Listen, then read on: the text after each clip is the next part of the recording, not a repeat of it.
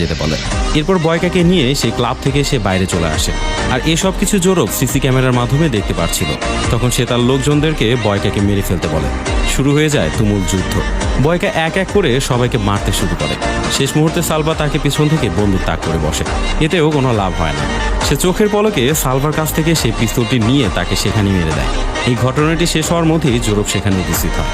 সে বয়কাকে বলে, তুমি তো খুব ভালো ফাইট করো দেখছি। তুমি কি জানো এই ক্লাবের মালিক আমি? তুমি চাইলে আমার হয়ে ফাইট করতে পারো। বয়কা তাকে বলে, আমি কোনো ফাইট করতে আসিনি, আমি এখানে এসেছিলাম আলমার সাথে কথা বলতে। জোরব তখন বয়কার উপরে রেগে যায়।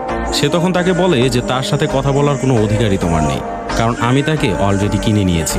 বয়কা তখন লক্ষ্য করে চারদিকে জোরবের অনেকগুলো গুন্ডা ছিল, এমনকি তাদের হাতে ভারী ভারী অস্ত্রও ছিল। সে তখন খুব ভালোভাবে বুঝতে পারছিল যে তাদের সাথে ফাইট করা একার পক্ষে কোনোভাবেই সম্ভব না। তাই তখন বয়কা তাদেরকে আর কিছুই না বলে সেখান থেকে কেটে পড়ে। জোরব সালভাকে ডেকে বলে যে এই লোকটির উপরে ভালোভাবে নজর রাখো, কারণ তার উদ্দেশ্য কোনোভাবেই ভালো মনে হচ্ছে না। হোটেলে ফিরে বয়কা ঘুমিয়ে যায়। তবে বেশ কিছুদিন হলো বয়কার ঘুম কোনোভাবেই ভালো হচ্ছে না। সে বারবার ফাইটিংয়ের সেই নির্মম দৃশ্যগুলো দেখতে থাকে, যে দৃশ্যগুলো সে কোনোভাবেই মেনে নিতে পারছিল না। আর এভাবে স্বপ্নের মধ্যেই তার বারবার ঘুমও ভেঙে যায়। তো কোনো রকম সে রাতটি পার করে দিয়ে কমিউনিটি সেন্টারে সে আবারও ফিরে যায়। গার্ড তাকে বাধা দিতে গেলে সে গার্ডকে সেখানেই মেরে অজ্ঞান করে দেয়।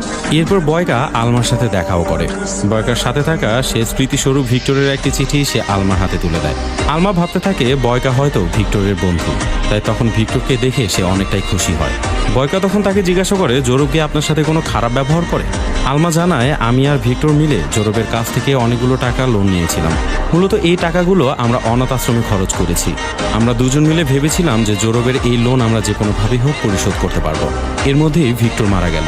জোরবের কাছ থেকে নেওয়া লোন কোনোভাবেই আমি পরিশোধ করতে পারবো না, কারণ এত টাকা তো আমার কাছে নেই।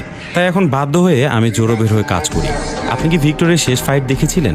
বয়কা তখন উত্তর দেয়, ভিক্টর আসলেও আমার সাথেই ফাইট করতে মারা গিয়েছে। তবে এখানে আমার কোনো অপরাধী ছিল না, এটা একটা অ্যাক্সিডেন্ট ছিল। আমি এরপর আপনার এখানে এসেছি শুধুমাত্র সহযোগিতা করার জন্য, কারণ আমি এই ফাইটিংয়ের পরে নিজেকে অনেক অপরাধী মনে করছিলাম। আপনি যদি আমাকে ক্ষমা করে দিতেন তাহলে আমি হয়তো ভালোভাবে বাঁচতে পারতাম। এই কথা বলে কিছু টাকা আলমার হাতে সে তুলে দেয়, অর্থাৎ যে টাকাটি ভিক্টরের সাথে জিতে সে পেয়েছিল। আলমা এটা শোনার পর সে প্রচণ্ড রেগে যায়। টাকাটি তার দিকে ছুড়ে দিয়ে তাকে বলতে থাকে যে তুমি এখান থেকে চলে যাও, কারণ তুমি হয়তো শুধুমাত্র টাকার জন্যই ভিক্টরকে মেরে ফেলেছো। তোমার কাছ থেকে কোনো টাকা নেওয়া তো দূরে থাক, আমি তোমাকে এরপরে আর কোনোদিনও দেখতে চাই না।